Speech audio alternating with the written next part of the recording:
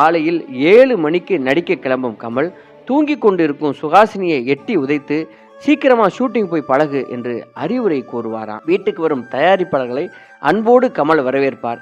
நாங்க சுஹாசினியை புக் பண்ண வந்திருக்கிறோம் அப்படின்னு அவங்க சொல்ல கமல் சுஹாசினியை கிண்டலாக பார்ப்பாராம்.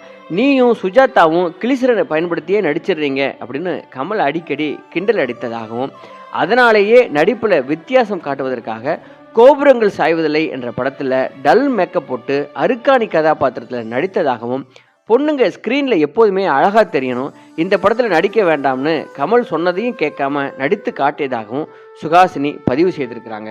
சிந்து பைரவி படத்தில் டிஸ்கஷனில் அந்த படத்தின் உதவி இயக்குநராக இருந்த எழுத்தாளர் பாலகுமாரனுக்கு நிஜமாகவே 2 மனைவிகள் சிந்துவும் பைரவியும் ஒப்புக்கொண்டால் இருவரும் ஒரே வீட்டில் கணவருடன் சேர்ந்து வாழலாம் என்று தனது அனுபவத்தோடு ஒரு பக்க கதை ஒன்று சொல்ல, மறுபுறம் பெற்ற குழந்தையை கொடுத்து விட்டு பாதியில் வந்தவள் பாதியிலேயே